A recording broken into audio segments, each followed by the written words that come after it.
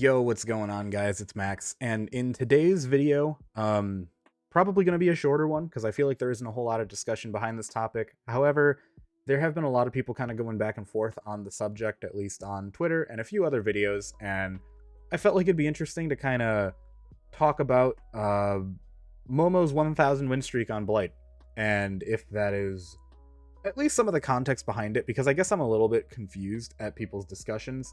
And I wanted to be clear on, I don't know. I'll give my 2 cents on the whole situation. It's not a big deal. Um, I should clarify when I say that.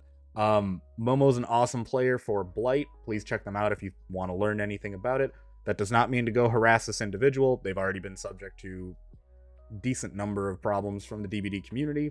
I think that's unacceptable, but it's the internet. It sucks that it's going to keep happening, but please don't do anything negative. I just wanted to promote healthier conversation, discussion points. And a lot of people were basically saying, should a 1,000 win streak be possible? I want to make it very clear, just so that the question is a little bit more clarified, that this isn't to say, because Scott talked about it a little bit too. There's a difference between should a 1,000 win streak be possible in a multiplayer game versus, given the current meta and tools of the game, should it be possible to do 1,000 win streak? There is a difference there, right? If you gave, hypothetically, right, let's just say in some magical scenario, Myers has this new add-on that lets him start at tier 3 and he never loses tier 3, and you combine that with perma tier 3, I'm willing to bet that man is going to run through lobbies like no other. That's, hypothetical situation. Very stupid, absolutely. But it's, do I think that 1,000 wins would be possible on him? At that point, you know what? Probably. I'm pretty sure that if you had 1,000 of each of those add-ons, you could run it down a ton of times, zero hesitation, right? That's not the question that I'm talking about. What I'm talking about is just with the fundamental state of a multiplayer game, is it fair to have a game that allows the possibility of a 1,000 win streak?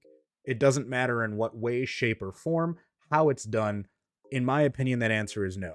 I don't think, no matter what tools you have access to in this game, should you be able to get 1,000 wins in a row. Doesn't matter what side you're on, survivor, killer, whatever. I feel like that's not a far-fetched statement to make. I firmly think that, even when I remember trying to look at it, I thought I think Otz made a video a long time ago talking about like some mad lads in the DBD community, and I want to say that the survivor escape streak was like in the 500s to 600s, which is still pretty ridiculous. And I believe Alf, who's an amazing nurse player, has on a few different occasions gotten several hundreds on a win streak of nurse. Like I want to say like around 500-600. Maybe they've also done 1,000 too. Point being, regardless of who's at the top of the meta, I don't think 1,000 wins in a row is like. I feel like if a character is able to do 1,000 wins in a row, they should be subject to looking at balance. Like, how is this possible, right?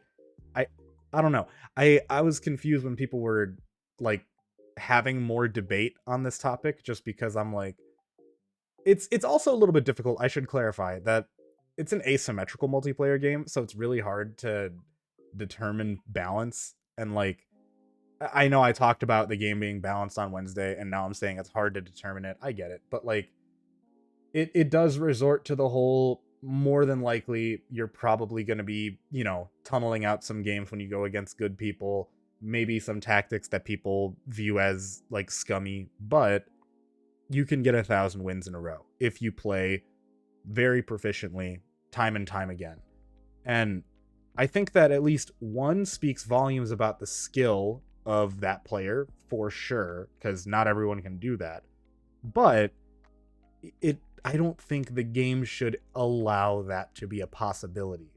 Does that make sense? I don't know. I hope that I could try to word that in a better way. Like, it's just, a game should not have that as a possibility. And the problem is, at least coming from that esports background that I have, like, every other game that I've looked at and compared it to, it's a lot more symmetrical in nature. Um, I saw some people on Twitter talking about like Magnus Carlsen in chess had like a 126, something like that, win streak of games in a row. The thing is, you're both on equal footing. So, I mean, sure, it's clearly he's one of the best in the world, if not the best in the world. Yet, like, if you look at that, it's like, okay, 1,000's not possible in the world of chess. That's fine. You go to something like a MOBA, League of Legends, Dota, I don't think, unless you're Smurf account grinding up the ranks, like, people will have a upper 90% win rate. It's 100% doable. I've seen plenty of Smurf accounts that have been like 60-0, but never, even when they're symmetrical, to the degree of 1,000 wins. Now, all of those examples, as much as they're, interesting points of data to look at, I feel like don't really have the best application to Dead by Daylight because it's asymmetrical. And the game's balance is so fragile when you have like a couple of outliers in power that can cause these things to happen. Like, in my opinion, this isn't to say, oh, 1,000 win streak on Killer happened, Killer's the power role, Killer's better. No, you're not going to get 1,000 wins on Trapper. You're not going to get 1,000 wins in a row on Freddy. Unless you are an absolute god and you have the most like atrocious elo in this game to give you a head start, I'd honestly still probably be willing to bet you probably can't do that with those killers. So I know Otch talked about it. He's like, this is really more just a statement on the power of Blight and his add-ons across the board. I agree. There's definitely some strong ones. He's already a very prominent killer. The reason that his add-ons weren't touched in a recent patch, but they were attempting to nerf Billy's, as we were talking about before, it seems like they were a very data-oriented balance where it's like nothing stood out for Blight, so nothing got targeted, but it's because everything is really good on Blight. And I don't know, when you see 1,000 wins, I feel like that's a very clear indicator this is a very, very, very powerful killer that seems to be matrix dodging every single set of nerfs that come around. My question, I guess, to leave it off to you guys, because I understand this video has been going on and on, I just wanted to clarify a few things from my perspective, because some people start to bring up points and then we start arguing / having a conversation about two completely different topics. This is not to say that you cannot get 1,000 wins with Blight in his current state. Clearly, it's been done. If you look at Nurse in her current state, I wouldn't be surprised if one of the best players in the world could get several hundred, if not 1,000 wins on Nurse directly in a row. I could see it. I just think as a design of a multiplayer game, you probably shouldn't be able to win that many in a row, if that makes sense. I could be entirely wrong. Maybe people think it's fine. I understand that if it's a demonstration of skill, absolutely. But even if you look at the best of the best, it doesn't make sense to me that 1,000 wins is possible. Maybe that's just me, and that's kind of why I make a video, leave it up to you guys. Like, do you guys think that 1,000's all right? Like, I don't know. I feel like just game design, it makes sense that 1,000 shouldn't be possible, but people, I'm not going to say it's bad to defend it. I just wanted to hear a more developed and thought out perspective on why that's okay. I think if you are great at the game, you should definitely be able to show that off well above another player. If I am a better Huntress than the next person, I should be winning more Huntress games than the next person. Absolutely. I don't think anyone would really disagree or argue at that point, other than maybe a whole accessibility thing where, you make killers with a relatively simple design, so you don't really have, difficulties in the difference in their performance. But that's a whole other topic to go into. I'm gonna wrap this up because straight up, this video doesn't need to be this long. I just wanted to clarify my stance on it.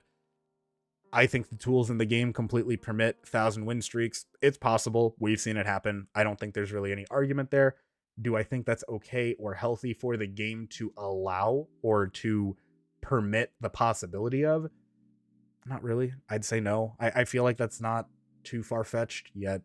I don't know. Maybe it's Twitter's a different beast compared to, even Reddit too. But like, point being, just wanted to toss that out there. I feel like this wasn't really a necessary video, but why not? Right? That's it, everybody. Take care. Have a wonderful weekend, and peace.